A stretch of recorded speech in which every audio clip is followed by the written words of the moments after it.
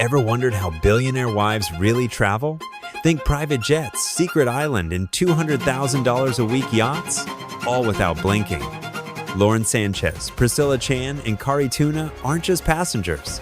They're pulling strings behind the scenes. This isn't luxury, it's power and designer heels. It's prime time for a wedding planner because Jeff Bezos and Lauren Sánchez are engaged. According to multiple reports, the Amazon founder is officially set to wed the journalist after about 4 years of dating. The pair went public with their relationship in 2019, the same year Jeff announced his split with wife Mackenzie Scott. When we talk about the world's most glamorous women, Lauren Sánchez doesn't just make the list, she practically flies over it. Once known as a television personality and helicopter pilot, she's now the fiancée of Jeff Bezos, one of the richest men on Earth. But her rise to global attention wasn't overnight, and it wasn't accidental. Lauren Sánchez is soaring to new heights as a helicopter pilot. When I first became a reporter, I did it because there was no one else I thought that looked like me. And there certainly aren't many chopper pilots who look like her either.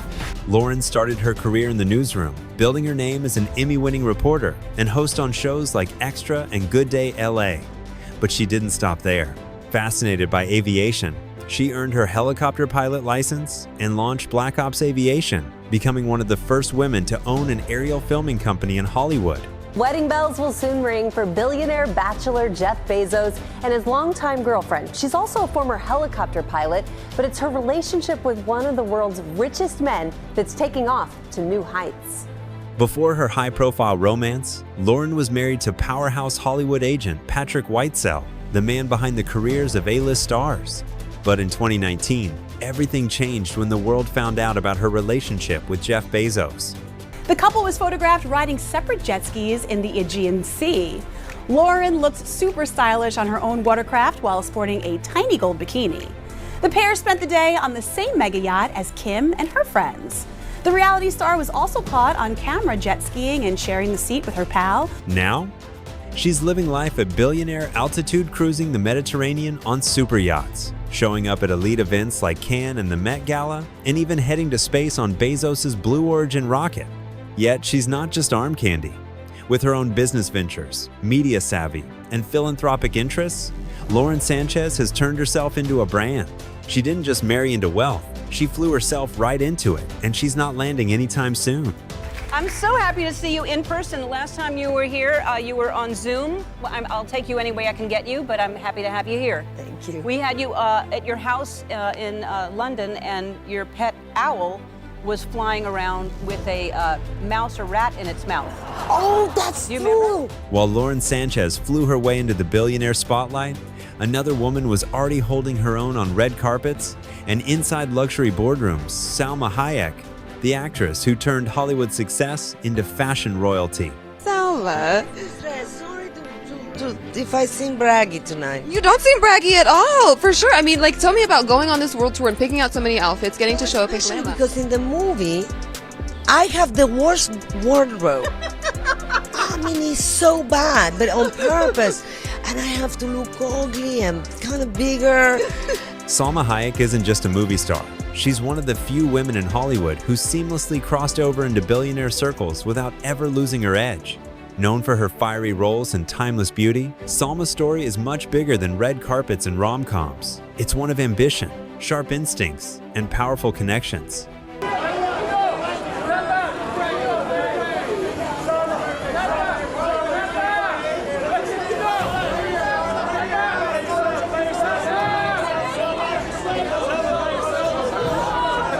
Born in Mexico to a wealthy, well-educated family, Salma left it all behind to chase her dreams in Hollywood. And she made it starring in hits like Frida, Desperado, and From Dusk Till Dawn, and earning herself a reputation as both an actress and a producer who doesn't shy away from bold, challenging roles. Listen, it was a late night, but I said some things are worth staying up late on a school night. Agree? Agree. Yes, Angel was amazing. I know, but we're here to talk about you two. Because Selma, you say this. You say it's important to bring celebrities, philanthropists, and charities all under one roof. But her biggest role off-screen? Wife of Francois-Henri Pinault, the French billionaire behind the luxury empire Kering, which owns Gucci, Balenciaga, Saint Laurent, Bottega Veneta, and more. They married in 2009, and Yeshe became one of the most stylish first ladies of the fashion world practically overnight. I need to talk about the outfit on the ring. Do we just clean this up? Because, hello. I love this ring. You're shining. How did we decide tonight who are you wearing? Oh, I'm wearing Gucci. Yes, I thought it's a little superhero-ish, you know? It's got like the gold going on. Yes. And the thing, I have a cape. But, You do? Yeah, but I'm not going to put it on right now. But I actually have a cape. Yet Salma didn't marry rich and faded into the background. She kept building her brand. She continued producing films, starred in blockbusters, launched her own beauty line, and remained a fierce advocate for women's rights and representation in media. She moves in circles that include royalty, CEOs, and A-listers, but still brings raw authenticity that keeps her relatable. And he's 40, he's still around. Good for you. And it just makes me, they're champs, you know? That means they are happy now, I think. They changed the environment, they're happy, they're loved, they're free, they're well looked after, and then they want to hold on to life. Yeah. When she travels, it's often on private jets to attend fashion shows in Milan, film premieres in Venice, or yacht vacations on the French Riviera. But behind the diamonds in couture is a woman who worked hard, made bold moves, and never settled for less than legendary. Encouraging all women to lean in is you, and I have to remind myself of this, you are capable beyond your wildest imagination, and whatever you want to do, do it now. There's going to be a village to help support you, the village. But not every woman in this circle chases the spotlight. Some redefine power through purpose and quiet influence. Who are we talking about here? Priscilla Chan? Yes. I think it's hard. Like the way your gut feels when your best friend comes home and it's like hard day, not sure what needs to come next. Or, you know, waking up at night and being like, he's still not in bed. Priscilla Chan may not trend on fashion blogs or dominate tabloids, but her influence runs deep. As the wife of Mark Zuckerberg, founder of Facebook and CEO of Meta, she's part of one of the most consequential power couples in the modern world. But Priscilla's story is one of intellect, empathy, and quiet leadership. Our family and our kids, and just knowing that we're okay. What can we actually bring to the table? It's that family that motivated them to build the Chan Zuckerberg Initiative, a now 4-year-old company funding achievements in medical science and other fields. Born to Vietnamese refugee parents in Massachusetts, Priscilla grew up with modest means, sharing a 1-bedroom apartment and translating English for her grandparents. Yet she excelled graduating from Harvard, where she met Zuckerberg at a frat party, and later earning her medical degree from UCSF. Can we cure, prevent, or manage all diseases in our children's lifetime? I'm with families all the time when we're hitting the limit of what's possible in medicine. We're in terrible moments where I have to share a devastating diagnosis of leukemia, or that we weren't able to resuscitate a child. And that is a very concrete moment. We're at the limit of what's possible in medicine. Despite the billions tied to her name, Priscilla never chased luxury or headlines. Instead, she chose service. A trained pediatrician, she's passionate about education, healthcare, and science. Alongside Mark, she co-founded the Chan Zuckerberg Initiative, a philanthropic organization that has pledged billions toward curing disease, reforming education, and fighting inequality. Her profile is rising, and not because of whom she's married to. Max knows that I work at CZI. Okay. And Dada works at a bookstore. She thinks, why does she think that? We've told her Facebook, and she thinks Facebook is a bookstore. Priscilla's presence is the opposite of flashy, but that's her power. She's not draped in diamonds or making Met Gala appearances. Instead, she's shaping the future of global health and education, one strategy at a time. Oh my. Speaking of captivating women, here comes one wrapped in mystery and elegance.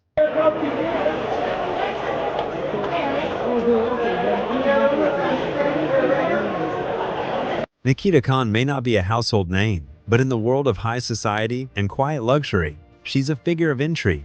Best known as the longtime partner of Larry Ellison, the co-founder of Oracle, and one of the richest men on the planet, Nikita holds her space with quiet grace and undeniable elegance. Khan played Willis's girlfriend in the 2011 action/thriller Catch Point 44.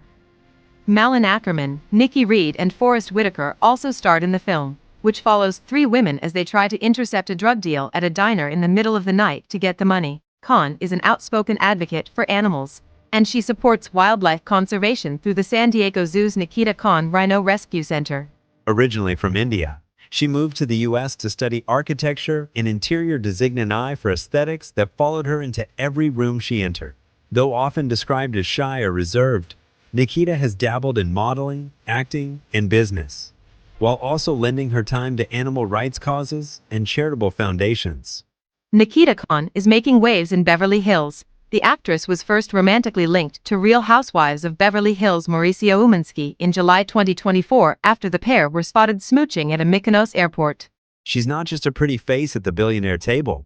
She supports Ellison's ventures, mingles at exclusive events, and enjoys the perks of life among Silicon Valley's elite. But Nikita keeps a low profile, choosing a life of soft power and quiet confidence. With her polished presence and air of mystery, Nikita Khan proves you don't have to be loud to be noticed. You just have to leave a lasting impression. From understated elegance to the world of music and art, here comes a woman whose life is a blend of culture and sophistication.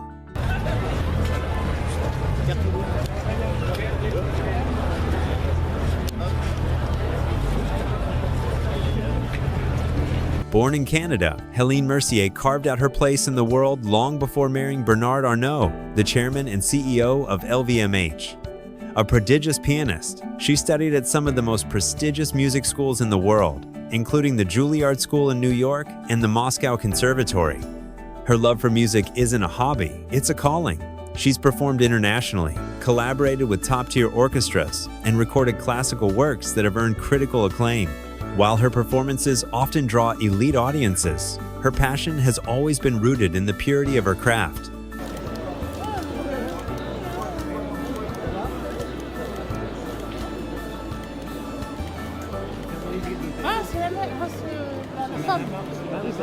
Marrying Bernard Arnault didn't change her path. It simply brought two ambitious and refined worlds together. She remains dedicated to her musical career, all while supporting the family's philanthropic and cultural initiatives, especially those tied to the arts.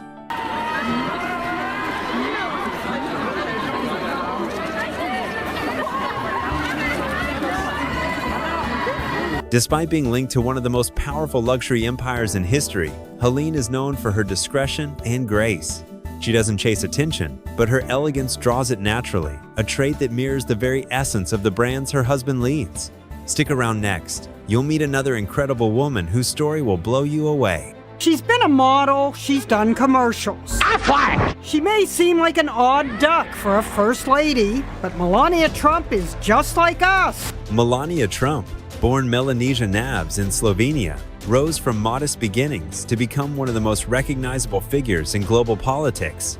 Before her role as First Lady of the United States, Melania built a successful career as a high-fashion model, working with some of the biggest names in the industry and gracing the covers of top magazines around the world. Well, it's my choice not to be there. I support my husband 100%, but we have a 9-year-old son together, Baron, and I'm raising him, and this is the age he needs a parent at home. Her journey took a dramatic turn when she married Donald Trump, a real estate mogul and president. Their marriage thrust her into the international spotlight, transforming her from a model to a powerful political figure with immense influence. As First Lady, Melania was known for her elegance, poise, and distinct style, often making headlines for her fashion choices, and her Be Best campaign focused on children's well-being. I don't want to hire too many people on my team and spending too much taxpayer money. I want to make sure that every position they are talented, they have merit, they know what they're doing, and as well as they are team player. They don't have a own agenda, so they're serving me, they're serving my office, and they're serving the country. Beyond the White House, Melania has shown herself to be a shrewd businesswoman. She continues to manage her brand and endorsements, carefully balancing her public image with private business interests. Though often in the public eye, she maintains a level of privacy that keeps many aspects of her life out of the spotlight. Her path reflects a mix of glamour, power, and complexity, navigating roles that few women ever encounter, from runway model to first lady and influential public figure. Melania's story is one of reinvention and resilience. Next, we have a woman who blends business acumen with philanthropy and a passion for the arts.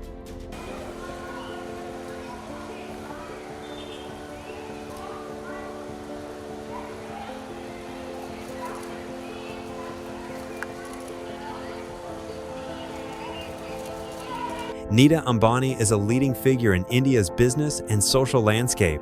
As the wife of Mukesh Ambani, chairman of Reliance Industries and one of the richest men in the world, she holds a prominent place in the global billionaire community. But Nita's influence extends far beyond her husband's vast empire. She is an accomplished businesswoman herself, playing key roles in Reliance's ventures, including leading the Reliance Foundation, which focuses on education, health, and rural transformation across India. Under her leadership, the foundation has impacted millions, earning her respect as a philanthropist dedicated to social change.